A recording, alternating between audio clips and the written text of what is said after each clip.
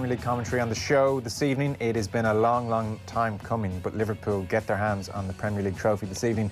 Before that, the small matter of 90 minutes against Chelsea, who themselves very much want Champions League football, and they will no doubt be keeping an eye on events at Old Trafford, where Manchester United are losing 1-0 to West Ham at half-time, a penalty given away by Paul Pogba. Kick-off in the Liverpool game is at 8:15. Nathan and Brian Kerr on commentary. And before kick-off this hour, Wednesday Night Rugby coming your way, we'll chat to Brian O'Driscoll.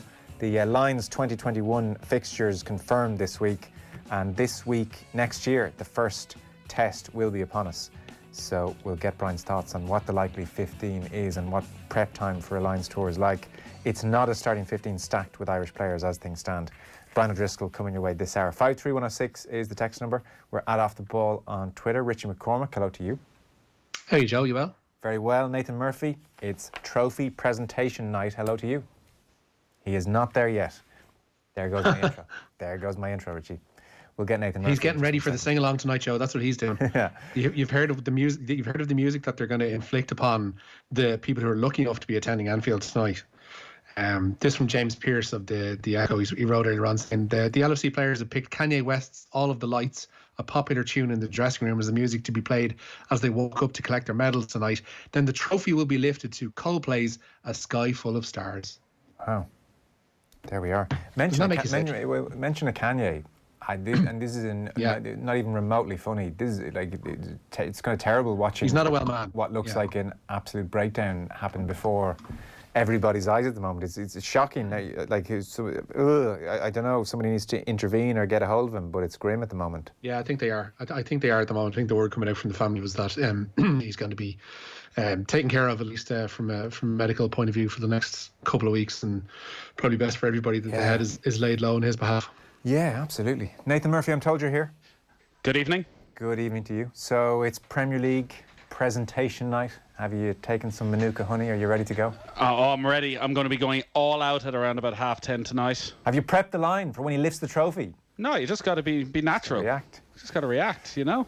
Okay. I listened to George Hamilton last week, you know. You can't predict what's going to happen in these events. Yeah, that's true. I know that we're expecting a bit of Kanye and we're expecting a bit of Coldplay around when the trophy's been lifted, but maybe there's a surprise in there that would throw you off the scent. So I don't want to be overly prepped. Oof.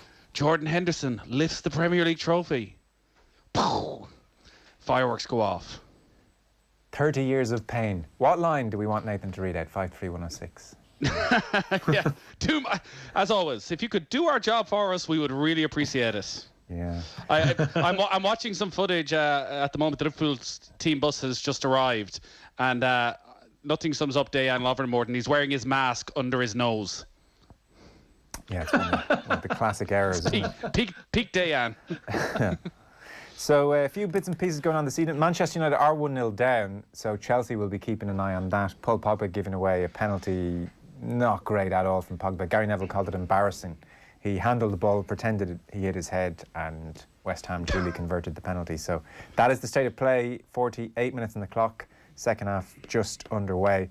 Chelsea obviously looking to nail down Champions League spots. So that's happening at the moment. Meanwhile, Nathan, the talk of Twitter this afternoon was about one thing and one thing only. And that was the Dean Rock free-taking project. Yes. A lot of people not happy with Dean Rock, and a lot of people not understanding why a lot of people aren't happy with Dean Rock. Discuss. What's going on here? What is the Dean Rock free-taking project done to irk so many?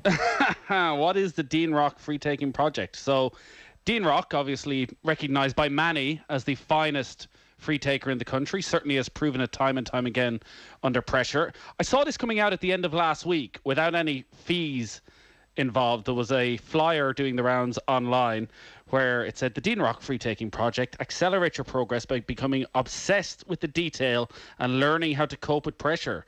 My aim is to inspire and educate current and aspiring free takers in the game. The project will involve the development of each individual's own free taking process through teaching cues, purposeful practice, and the subsequent evaluation of this practice. So find out more information. You can email a certain email address. You get workshops, weekend academies, small group sessions, private sessions, all on offer. And then the pricing came out for all of this. I presume what happened is somebody emailed, he sent back the price list, and then somebody put that online. Mm-hmm. So Dean Rock, again, like, I know some people in Kerry will say maybe Dean should come down and Shawnee O'Shea can teach him a thing or two, but I think we can have Dean Rock, if not in the top one, the top two free takers in the country. And he's done it when it really mattered. When the pressure was at its highest, he has delivered. How much for a one-to-one session, Joe, would you pay for 2 sessions? How much would I pay? Or How much do you think you should be paying? Well, that's an interesting question. Can I give the actual price for the first 2 sessions, one-on-one, €350 for 2 sessions. And if there are up to 4 attendees, it's €650. People have been balking at the price. How much would I pay if I was an aspiring inter-county footballer on the cusp of the team, free taker? $350 would feel pricey, but I might try and get it together. I must confess. What's a fair way? Like, how much? What is the price here? Because one of the arguments in Dean Rock's favour I saw today was, well, can you imagine how many hundreds and thousands of euro have been thrown at complete bluffers over the last 10, 15 years of coaches going around to clubs? I don't think there's many people who have a skill set that they can offer would be charging less than €350 for 2 sessions. Now, that you have to pay travel expenses on top of that, considering where he goes in the country. But more than likely, it's going to be a good chunk of his day, if not a full day, for that session. So I would think when you're getting the very best in the business, that it's not massively expensive. The question probably more is it in keeping with the ethos of the GAA? So I'm sure Dean Rock, all of these Dublin footballers are inundated with requests to come to training, to pop down to a club, to present medals, to offer a little bit of help here, there and everywhere. And the feeling within the GAA is that you should say yes more often than not. And I'd say they do say yes more often than not. And you turn up and I don't know generally what the practice there is. Do they get a few quid on the side? Is it done on a voluntary basis? Maybe some are, some aren't. But this is something brand new, it feels, in the GAA for a current player to offer their skills for a price. I don't have a major issue with it, but I can understand why people might question, does it fly in the face of amateurism and things like that? Really, though? If this wasn't a Dublin player, would people be as bothered? Would this have happened under Jim Gavin? I don't know. Like, was Jim Gavin preventing players from getting full value for their image?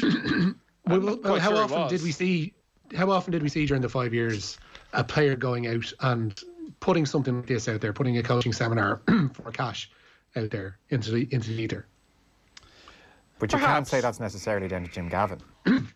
I'm not saying it's down to Jim Gavin. I'm saying there's a different manager in charge. Look, it's an impossible question to answer. Would it have happened under Jim Gavin? Who knows? Let's park that because, like, where do we? Well, it didn't happen under Jim Gavin. No, it didn't. But I mean, you don't know why necessarily. I mean, there's correlation and causation, and we don't know what the dynamics are and all that stuff. The point here is, I think Nathan summed it up really well. There's an ethos. You show up at a club, you give some of your time, and I'd say sometimes an envelope with a few quids put in there as a thank you, but it's not expected. That's kind of the vibe. And so people are saying, Dean Rock's going against that whole ethos. But on the flip side, Private Citizen has spent years perfecting in so much as one can his craft, and now he's offering a service. Like Dave Alred goes around and coaches everyone from Johnny Sexton to Johnny Wilkinson to, I think he's worked with O'Gara a little bit as well, and it's a really viable business and it's really appreciated. Like, as a Private Citizen, why shouldn't Dean Rock go and do it would be the question. Should he be expected to go around to any club around the country who asks him and do it for free? I don't think so. But the other thing is, he may well still be doing that in different ways. So This is a business. This could be his 9 to 5, Monday to Friday, or maybe it's, he's got to every Saturday he'll keep doing his regular job, and on a Saturday he's looking for a bit of extra work, which is fine. But if people are still calling for the Friday or Saturday night, come and present medals, come and say hello to people, like there's no reason why he can't still do that. And I think a lot of the blowback against this has been that, he's looking to be paid for something that was previously offered for free. Historically has always been offered for free. And I would be shocked, considering everything I've ever heard about Dean Rock. Yeah. And in fact, this entire Dublin squad, who all you ever hear in terms of what they give back is quite incredible. And I know this, I've seen it. My kids played in their local club, and I won't name who it was, but I asked one of the Dublin players to come and give them a Zoom coaching session, and he did just that. Plays for the club, one of the players, for an hour and a half, and the kids absolutely loved it. And there was no questions asked. And I've heard that from countless people, that at every club throughout Dublin, the players are giving back. And there's no doubt Dean Rock will continue to do that. I'd have thought so too. And there are numerous other coaches going around making a few quid out of their services. So I would think he's every bit as qualified as them. Who else can teach you how to kick with a GPS being thrown at you? I know. Well, the other question is, so who pays for this?